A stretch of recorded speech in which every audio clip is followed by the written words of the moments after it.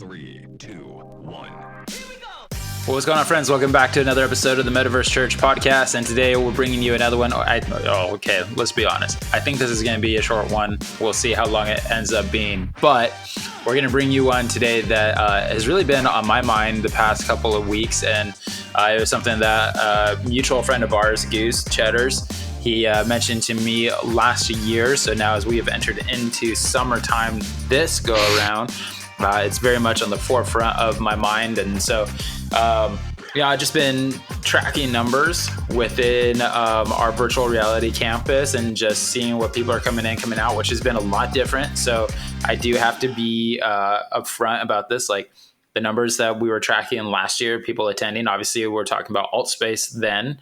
We're in spatial now. User base, not the same. User base is growing for spatial from what I'm seeing. Still not quite what I would like to see it at, but they're doing what they need to do. But I also see other churches in spatial have some success.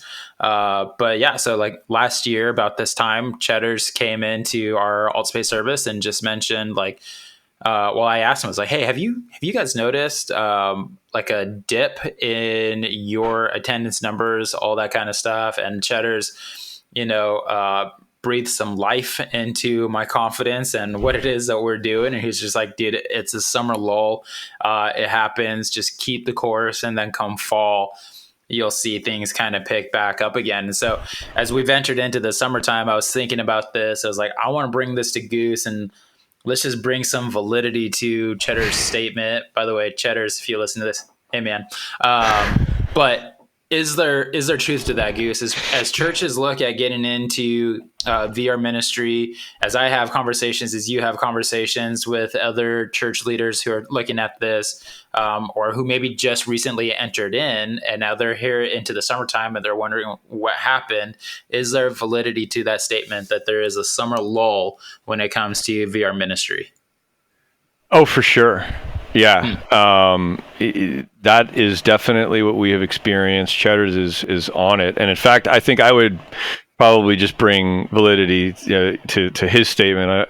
I'd say, sorry, but reverse that. I think he brings the validity. He's been in it forever. And so he's seen the rhythms and, even if I hadn't been through it, I would definitely trust what he had to say. And by the way, like he if you ever need encouragement, he's the guy to talk to. Like sure. He can encourage you out of anything. We could both be plummeting like out of the sky to our deaths, and he'd make me feel better about it. Like Cheddars is amazing. He's right though, and we've experienced that. Now, of course, there have been.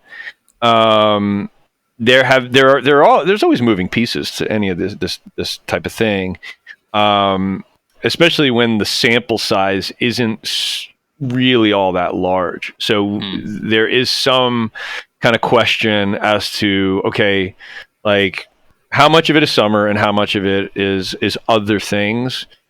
But with the data that we've got and the experience that we've got, for sure, summer, there is a bit of a lull. And so, so for us, as we look at numbers to some extent, which, I really don't look at them too much or put too much stock into it. But, it's the numbers, like, as we say, so my last job, I was the operations administrative pastor. So it was pretty much all operations. So the finance and the facilities and just all the numbers and so it was nickels and noses was the like kind of shorthand of like what's giving like and what's attendance like. And the idealist in me is like, don't worry about that. God will give us everything that we need from the money to the people, and just let's just move forward in faith. Then there's the practical side where it's like, okay, well, we should know how we're doing. We've got bills to pay and got to keep the lights on and make sure we're not overspending and all that. And let's see how we're doing with our attendance. If there's a massive drop, maybe there's something that we need to know about. If there's a massive influx, we should probably know why are all of a sudden people coming if we can, and planning and all that. So there is a healthy way to address and to track and to think about all of those things. And the metaverse is no different. So as far as attendance goes, there's definitely seems to be a rhythm where there is a bit of a lull. And I would just, for us, the way that I look at it, one is, again, the idealist in me is, hey, every soul that's supposed to be there, the Lord has brought, and not a single man or woman more or less, and that is how we will approach it. And the blessings from that are no more or less because there are more or less people there. And we've had, just this past week in Horizon Worlds, we had an amazing service, but I ended up just not going up on the stage and I just said, hey, let's just circle up right here. There's probably maybe 7 of us there, maybe 8 of us there. And then, a few more people came in as we went, but it was just kind of like a very, very core group. And I just said, hey, let's just circle up and I'll preach a sermon, but like maybe we'll stop in the middle and do a little bit more interactive. And we did. And there was tears and laughter and DMs afterwards, continuing the conversation in ways that don't always totally happen when it's just, here's the sermon and God bless, and that's it. And so, would I have rather have gone up on a stage in front of 50 people or 200 people or even 1,000 people? Or would I rather circle up with brothers and sisters in Christ who I love dearly and weep with them? And the latter, of course, right? So just, something to think about as churches go through the metaverse and see these ups and downs, and it may not even be in the summertime. It may be when everybody else is busting at the seams and there's only a handful of people at their service. It's like, okay. Yeah. So do you guys at Cornerstone, do you take that information knowing that this is a thing, that there are seasons where you'll have some numbers that are up and you'll have seasons where some numbers are down? Do you guys use that to kind of, because I know there's like a leadership team for you guys. So do you take that as an opportunity to kind of look at what it is you're doing and maybe try something different, cut away things, strengthen up some areas? Or do you guys just use that, or do you guys just do that at any time? Yeah, because I know, like in physical world, that's what we would do, right? Like even for us at Lakeland, our whole series right now is like summer reset, and our leadership has purposely chosen to use this time to focus on specific areas to kind of bolster spiritual health and mental health and all these different pockets for the summer, and so we do that physically. But would you recommend, or do you guys do that virtually, where you're like, okay, this is where we rethink what we're doing, not rethink what we're doing, but strategize, I guess. Yeah. I 100% recommend it. We are doing it, not because of me, but because my leadership team, our leadership team, is so much better. If I were better at my job, I would have been deliberate about that. But they are all doing that because they're very good, and it's awesome. And so we've got like Paul's working on a discipleship program right now that's almost done, that we're about to launch. Angel's got a social media push, that like whole campaign, along with Minnie, who is also part of that team, and then Stuart is like adding and redesigning part of our VR chat world to add something that is like the not Sunday thing or the after Sunday thing. And so Stuart's been just designing and coming up with ideas along with Bubbles, and so these are all of our people, and like they're all awesome. And I'm just sitting there looking at them like, this is great. Like this is definitely what we ought to be doing. It wasn't a deliberate thing. It just happened because we do have a little bit more breathing room right now. Yeah. And so I 100% recommend that. And it definitely works in the physical church, but for Metaverse, same thing. Yeah. Yeah. So let me ask this.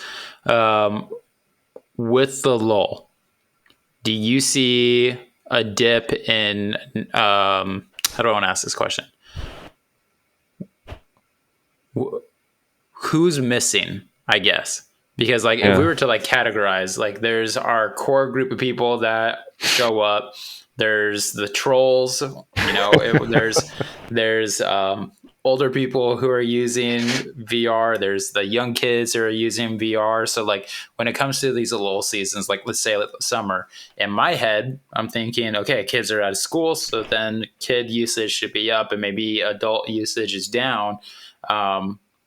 Which would mean to me that trolls would be up while like sane people are down. But is that accurate? I haven't seen that, to be honest. We and I don't know if this is just a product of the maturity of our VR chat campus, but we haven't seen legit trolling. We've had one legit kind of trolling episode. Probably in the last 6 months. Like when you think of VR chat and you think of what, like just everything that entails, the kind of the stigma of it being the Wild West, and there's trolls everywhere and they come in and mess up with your world, and there's crashers and all that. We haven't seen hardly any of that. Yeah.